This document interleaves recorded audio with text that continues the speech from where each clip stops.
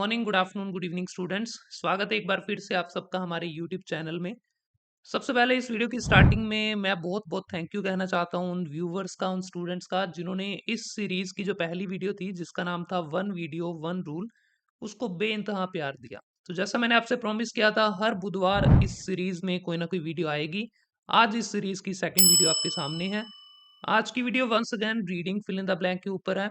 इससे अगली थर्ड और फोर्थ वीडियो जो हम बनाएंगे वो रीऑर्डर पैराग्राफ के ऊपर होने वाली है। तो वीडियो को ज्यादा लंबा नहीं करेंगे, सीधा चलते हैं पावर पॉइंट की तरफ और लेट्स सी आज हम कौन सा एक रूल सीखेंगे और उसके बाद उस रूल पर रियल एग्जाम में कौन से क्वेश्चंस आते हैं, कैसे क्वेश्चंस आते हैं, उनको हम अटेम्प्ट करके देखेंगे। तो चलिए चलते हैं एक पावर पॉइंट प्रेजेंटेशन की तरफ एंड लेट्स स्टार्ट। पिछली वीडियो में इस सीरीज में हमने एक रूल पढ़ा था जिसमें हमने पढ़ा था कि अगर आपके सामने इज, एम, आर और वोज और वर ये हेल्पिंग वर्ब आए तो उनके बाद आपको मेन वर्ब की कौन सी फॉर्म किस तरह से यूज करनी होती है। आपने उसके बाद कुछ क्वेश्चंस भी देखे थे जिनमें आपने देखा कि जो रूल आपको यहाँ पे सिखाया जाता है, जो रूल हम अपनी क्लासेस में सीखते हैं, वो रूल डिट्टो वैसा का वैसा आपके रियल एग्जाम में भी इम्प्लीमेंट होता है। आज की इस वीडियो में भी हम एक नए रूल की तरफ चलते हैं। तो आज जो रूल हम देखने वाले हैं वो रूल है कि अगर आपके सामने नाउन आए और नाउन के बिल्कुल बाद ब्लैंक आए तो उस ब्लैंक में हमें वर्ब की कौन सी फॉर्म को फिल करना पड़ेगा। तो देखो, सबसे पहले आपको ये समझना पड़ेगा कि ये रूल समझने से पहले हमें थोड़ा सा टेंसेस के बारे में पता होना चाहिए। क्योंकि जब भी नाउन के बाद ब्लैंक आता है तो उसमें टेक्निकली देखो एडजेक्टिव फिल हो नहीं सकता। तो नाउन के बाद ब्लैंक में या तो फिल होगी हेल्पिंग वर्ब और या फिर मेन वर्ब। रियल एग्जाम में पीटी में कभी भी हेल्पिंग वर्ब आपको ब्लैंक में फिल करने के लिए नहीं कहा जाता। पीटी के रियल एग्जाम में ऐसा आज तक कभी नहीं हुआ पीटी एकेडमिक में कि हेल्पिंग वर्ब ब्लैंक में आए। रीडिंग एंड राइटिंग में हो सकता है, reading fill in the blank में नहीं। तो यहाँ पे डेफिनेटली हमें वर्ब की कोई ना कोई, मेन वर्ब की कोई ना कोई फॉर्म हमें फिल करनी पड़ेगी। तो मेन वर्ब की इसमें टेक्निकली तीन फॉर्म्स हैं जो फिल हो सकती हैं, V1, V2 और V4। V4 वी एस या एस, जैसे मान लो गो, उसकी सेकंड फॉर्म वेंट, और V4 होता है जैसे आप गोज कह देते हैं। इसी तरह से टीच, सेकंड फॉर्म टोट, और उसकी एस फॉर्म होती है टीचेस। तो ये चौथी फॉर्म भी यहाँ पे आ सकती है। तो रूल को समझने से पहले हमें थोड़ा सा टेंसेस के बारे में सीखना पड़ेगा कि टेंसेस क्या होते हैं, कौन कौन से टेंसेस हमें काम में लेने पड़ते हैं। तो एक बार टेंसेस की तरफ चलते हैं। सबसे पहले देखिए, एक टेंस इंग्लिश में जो बहुत ज्यादा कॉमन है वो है प्रेजेंट टेंस। कभी भी आपको ये देखने को मिले कि नाउन के बिल्कुल बाद एक ब्लैंक है। नाउन अगर आपको नहीं पता तो फिर वही बात कि नाउन के बारे में हम डिटेल वीडियो अलग से बना सकते हैं, लेकिन आप बेसिकली इतना ध्यान रखें कि जिस चीज को आप अपनी आंखों से देख सकते हैं या जो भी चीज जहां पे आप अभी ये वीडियो देख रहे हैं, आपके रूम में, आप क्लास में या जहां पर भी हैं, आपके चारों तरफ बहुत सारी चीजें आपको दिखाई दे रही होंगी। तो वो सारी की सारी चीजों को हम नाउन कहते हैं। टेक्निकली जिन चीजों को हम देख सकते हैं, टच कर सकते हैं, वो सारी चीजें नाउन होती हैं।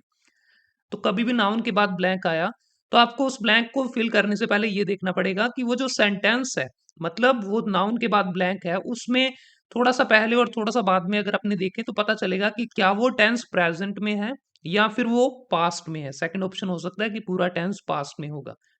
अब ये कैसे पता चलता है? तो ये पता चलता है कंटेक्स्ट से। कंटेक्स्ट का मतलब कि पिछला सेंटेंस पढ़ लें या अगला सेंटेंस पढ़ लें तो उससे आपको थोड़ा आइडिया हो जाएगा। जैसे मान लो स्टार्टिंग में लिखा है इन 1929 कुछ हुआ था, तो आपको वेरी वेल पता है कि 1929 अभी तो चल नहीं रहा, ये तो पास्ट में निकल गया, तो इसका मतलब वो पास्ट टेंस है। ऑन द अदर हैंड कभी लिखा है एवरी डे या टुडे, तो ये बताता है कि रोजाना की बात है या आज की बात है, तो ये प्रेजेंट को दिखाता है। तो इस तरह से आप टेंस को पहचानेंगे। इसके अलावा प्रेजेंट टेंस को पहचानने के लिए कुछ और हेल्पिंग वर्ब भी आपके काम आ सकती हैं।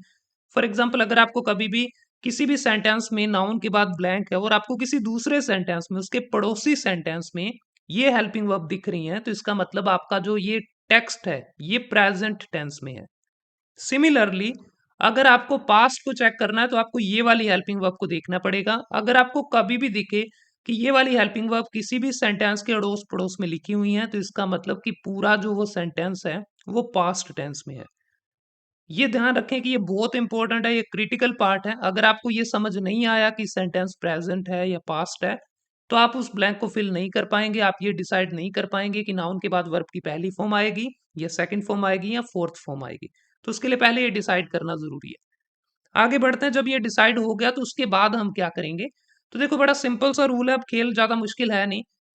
अगर आपको ये दिखा कि ये पास्ट में है, नाउन के बाद जो ब्लैंक है ये पूरा सेंटेंस पास्ट में है या इससे पिछला सेंटेंस या इससे अगला सेंटेंस पास्ट में है, जैसे एक एग्जांपल नीचे दे रखा है in 1929 comma Robert dash the civil order.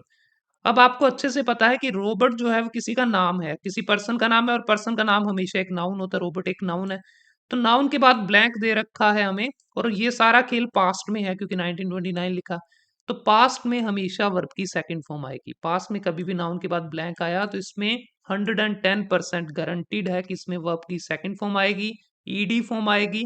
Robot decided the civil order, robot broke the civil order, कुछ समथिंग लाइक दैट, है ना। जो भी आएगा वो पता नहीं, पर वर्ब की सेकंड फॉर्म आएगी, इतना कंफर्म है। आगे बढ़ते हैं। अगर आपको बाय चांस ये पता चले कि सेंटेंस जो है वो प्रेजेंट में है, मतलब इससे पहले और बाद में सारा कुछ प्रेजेंट टेंस में था, तो अब खेल पूरी तरह से डिफरेंट हो चुका है, क्योंकि पास्ट के मामले में और प्रेजेंट के मामले में दिन रात का फर्क है। तो जब प्रेजेंट आए तो प्रेजेंट में दो पॉसिबल सिचुएशन है, या तो वर्ब की पहली फॉर्म और या फिर वर्ब की फोर्थ फॉर्म। वर्ब की फोर्थ फॉर्म मैं बार बार कह रहा हूं कि ध्यान रखें, एस या ईएस फॉर्म होती है, और वर्ब की फिफ्थ फॉर्म हम वर्ब की आईएनजी फॉर्म को कहते हैं। तो एक बार आगे बढ़ते हैं। अब ये कैसे डिसाइड होगा, तो ये डिसाइड होगा, आगे देखो लिखा हुआ है डिपेंड्स ऑन सब्जेक्ट। तो आपको क्या करना है, इस सब्जेक्ट को चेक करना है। अब यहाँ पर एक बहुत क्रिटिकल मामला है, वो थोड़ा ध्यान से समझें।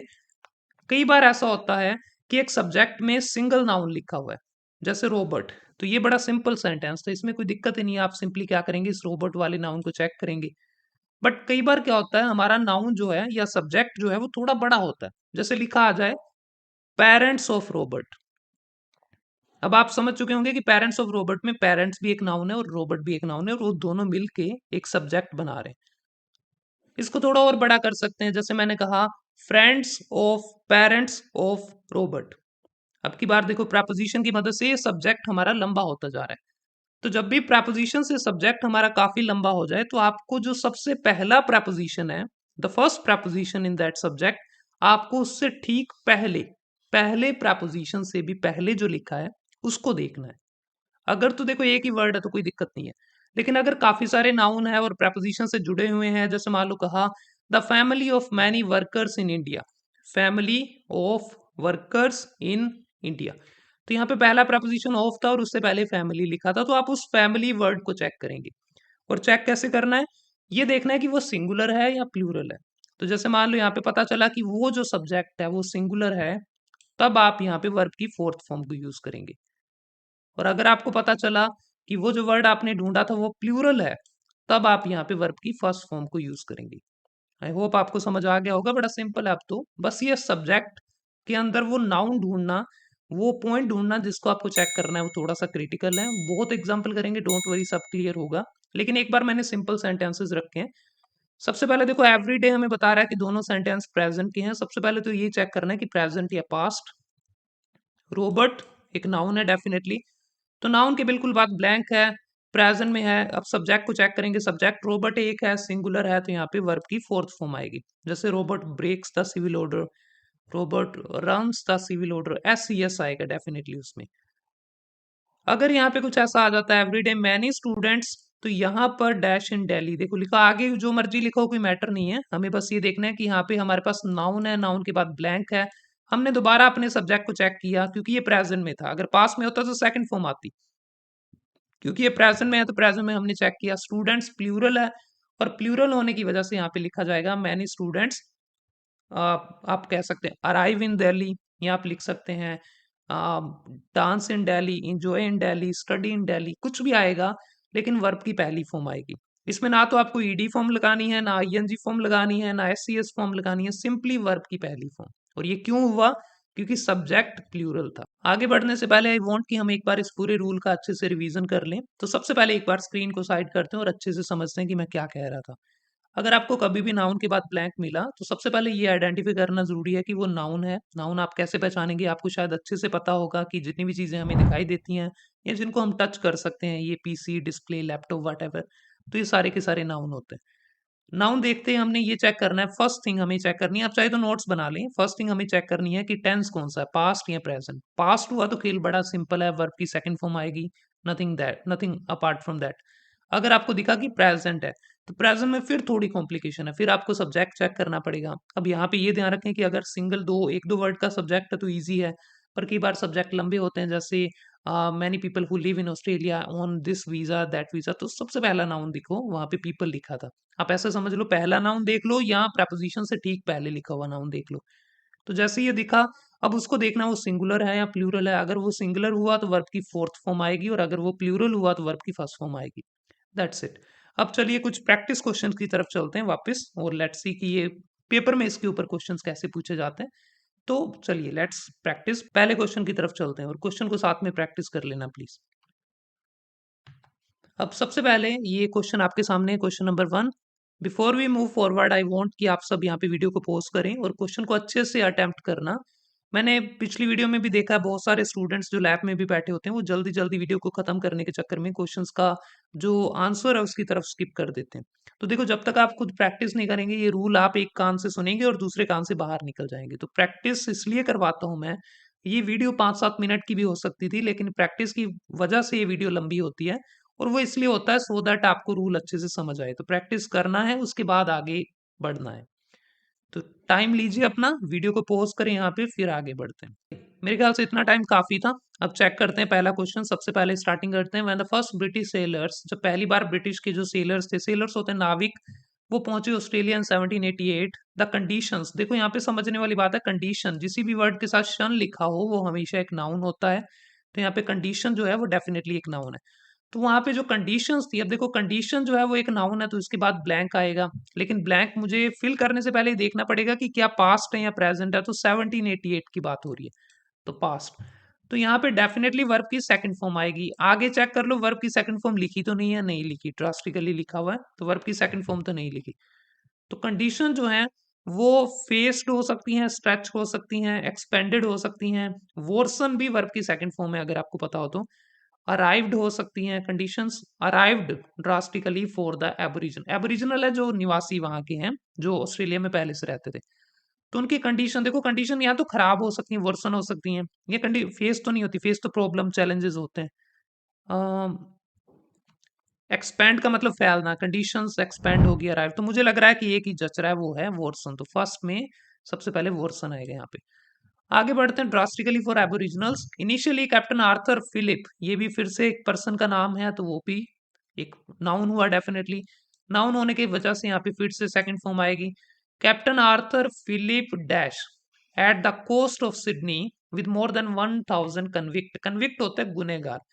तो शुरू में क्या हुआ, कैप्टन जो थे ये कोस्ट ऑफ सिडनी, तो यहाँ पे वो फेस किया, स्ट्रेच किया, एक्सपेंडेड किया आर्थर फिलिप ने, अराइव हुए। तो मेरे ख्याल से सबसे पहले शुरुआत की बात हो रही है तो उनके आने की बात होगी, तो पहले में करेक्ट, सेकंड में आया अराइव्ड।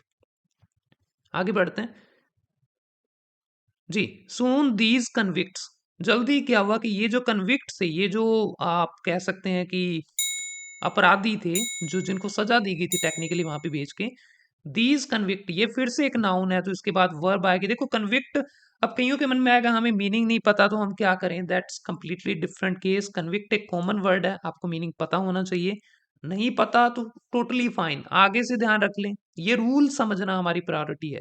आप ये मत देखो कि इस क्वेश्चन को कैसे करना है, आप ये देखो कि इस तरह के जितने भी क्वेश्चंस पेपर में आते हैं उनको कैसे किया जा सकता है।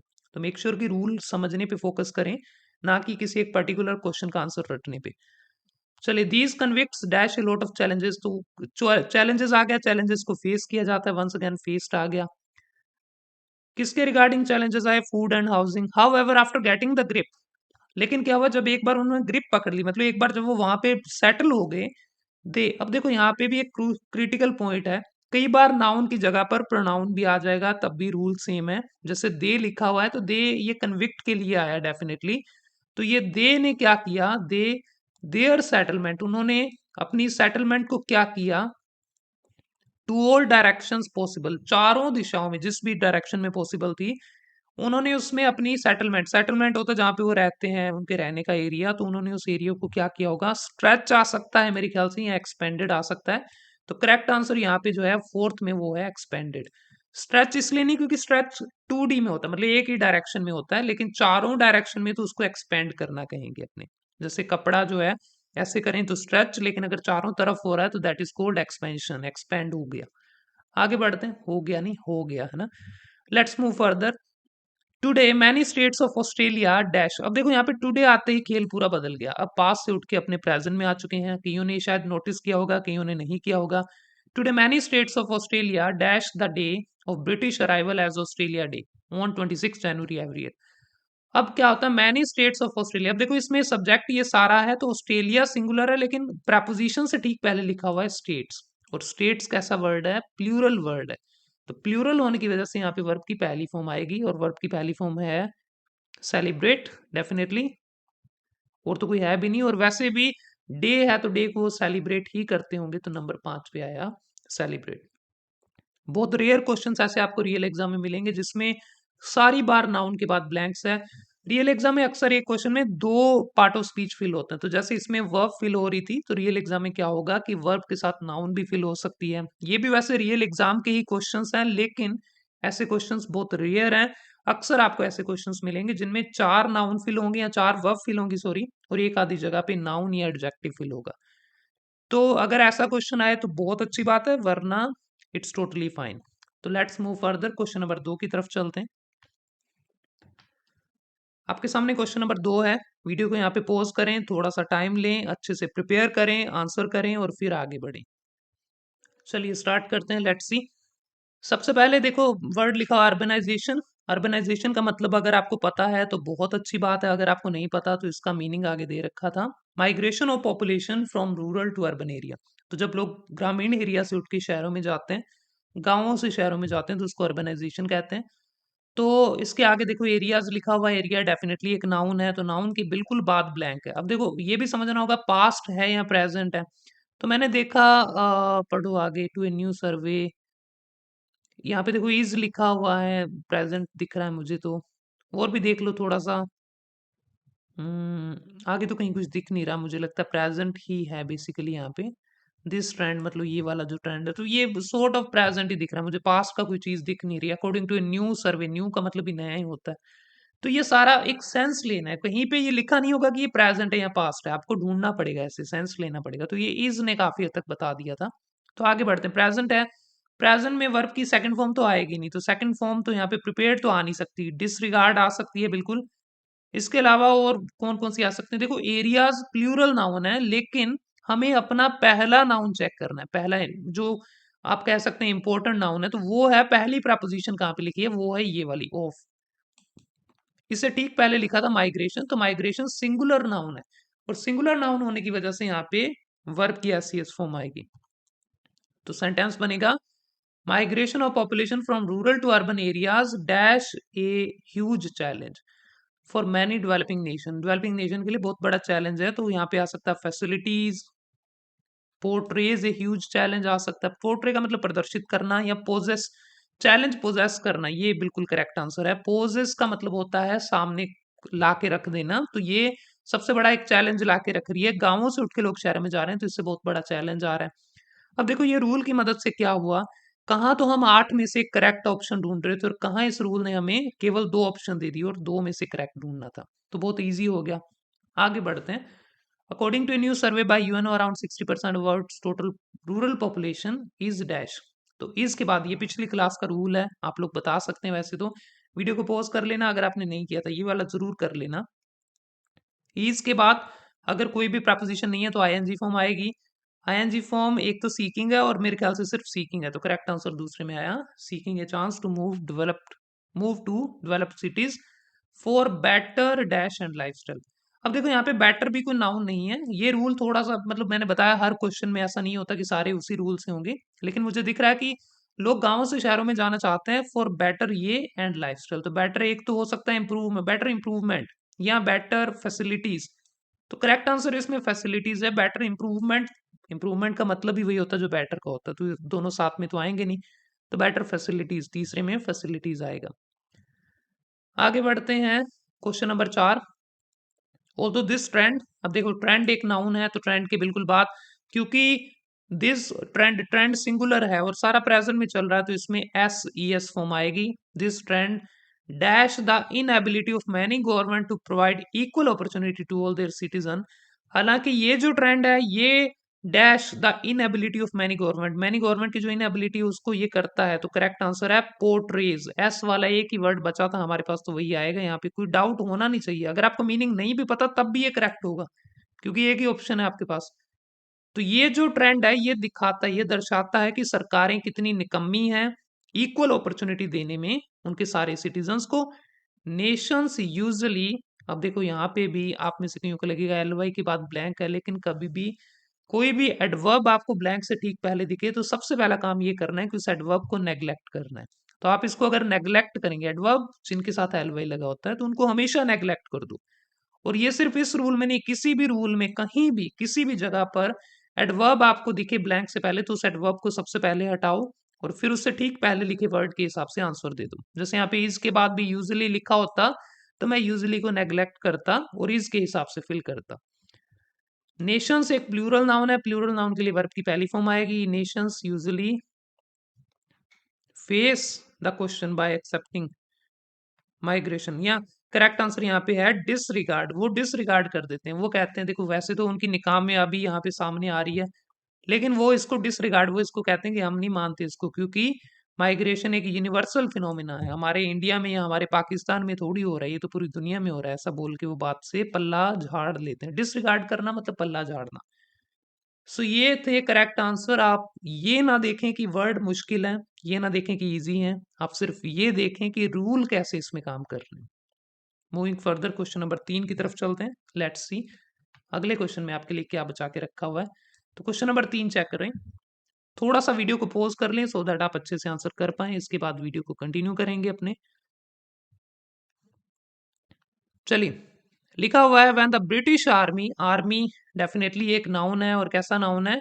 सिंगुलर नाउन है। अच्छा, सिंगुलर प्लूरल का चक्कर ही नहीं है, क्योंकि मुझे दिख रहा है सेकंड वर्ल्ड वॉर, पास्ट की बात हो रही है ना, तो पास्ट में तो वर्ब की सेकंड फॉर्म ही आएगी। तो जब ब्रिटिश आर्मी ने ड्रेसडन नाम के एक टाउन को किया तो उन्होंने रिकंस्ट्रक्टेड आ सकता है।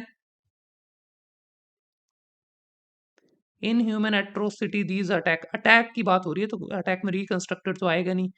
Thrived the town of Dresden, bombed आ सकता है, आर्मी बॉम्ब करेगी ना, तो मुझे लग रहा है ये आएगा। और कोई ED form? Understated the town, killed, town को मार देना, चाकू से टाउन थोड़ी मरता है, तो बॉम्ब आएगा। पहले में करेक्ट आंसर है bombed.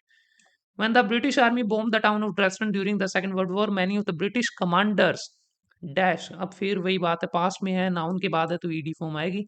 The inhuman atrocity that these attacks caused, तो बहुत सारे ब्रिटिश कमांडर ने क्या किया, उनकी सेना ने जब किसी टाउन को बॉम्ब कर दिया उसके बाद उनकी कमांडर्स ने क्या किया, उन्होंने reconstructed the inhuman atrocity. Atrocity क्या होता है ये समझना जरूरी है। एट्रोसिटी लिख भी लेना, ये होता है बहुत ज्यादा ऐसा काम कर देना, घिनौना जिसको अपने कहते हैं, समथिंग जिसको देख के ऐसे आए कि यार ये क्या पागलपन किया है इन्होंने। तो उन्होंने जो इन ह्यूमन एट्रोसिटी थी उसको उन्होंने कुछ किया होगा, तो उसको उन्होंने, करेक्ट आंसर है अंडरस्टेटेड। अंडरस्टेटेड का मतलब होता है किसी चीज को बहुत छोटा दिखाना कि नहीं नहीं कुछ नहीं हुआ, कुछ, जैसे बच्चे गिर जाते हैं तो अपने कहते हैं चींटी मर गई है ना, तो वो वाला सीन था। उन्होंने एक पूरा टाउन तबाह कर दिया और उसके बाद उन्होंने कहा कुछ नहीं थोड़ा सा ही था, तो उन्होंने अंडरस्टेट किया एट्रोसिटी को। दीज अटैक कोस, अटैक कैसे थे? In just one night more than 25,000 people were dash by, ये पिछले रूल से होगा, और वर के बाद और बाय से पहले थर्ड फॉर्म आएगी। तो पीपल वर किल्ड बाय मेरे ख्याल से आएगा, इजी था। People were killed by sequential bombing and urban fire. Today, अब प्रेजेंट आ गया, most of the city has been के बाद वर्ब की थर्ड फॉर्म या आईएनजी फॉर्म आ सकती है। तो थर्ड फॉर्म तो यहाँ पे दे रखी है हैज बीन, रिकंस्ट्रक्टेड आ सकता है आईएनजी फॉर्म ग्रैपलिंग, ग्रैपलिंग होता है लड़ना, मुक्केबाजी करना, तो मेरे ख्याल से करेक्ट आंसर है। आज ज्यादातर सिटी जो है वो बन चुकी है, दोबारा से रिकंस्ट्रक्ट हो चुकी है, but the dwellers of the city still dash, still again एक एडवर्ब है, जैसा आपने पहले एलओई वाला पढ़ा था, स्टिल भी एडवर्ब है, तो इसको नेग्लेक्ट करो। सिटी एक नाउन है तो उसके बाद ब्लैंक आया, नाउन के बाद ब्लैंक है, प्रेजेंट में है, तो हम चेक करेंगे सब्जेक्ट। सब्जेक्ट इसका सिटी नहीं है, सब्जेक्ट है ड्वेलर्स, क्योंकि प्रेपोजिशन से पहले ड्वेलर्स लिखा हुआ है, तो ड्वेलर्स के लिए वर्ब की पहली फॉर्म आएगी। तो वर्ब की पहली फॉर्म इसमें दे रखी है सिर्फ एक, वो है criticize, criticize, this is the correct answer.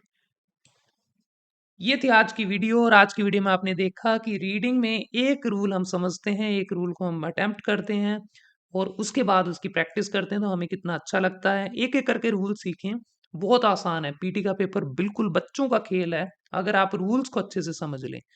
Reading मैं मानता हूँ कि सबसे ईज़िएस्ट मॉड्यूल है अगर आपको एक बार रूल समझ आ गए। अगर आपकी ग्रामर पे पकड़ है, अगर आपको रूल अच्छे से आते हैं, तो रीडिंग मज़ाक है। आप मेरे ख्याल से जितना टाइम दे रखा होता है ना, उससे 10 मिनट पहले रीडिंग फिनिश कर सकते हैं।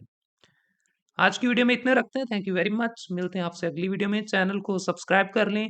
70 टू 80% व्यूवर्स ने चैनल को सब्सक्राइब नहीं कर रखा है। प्लीज़ मेक श्योर कि वो काम अच्छे से करें। Thank you.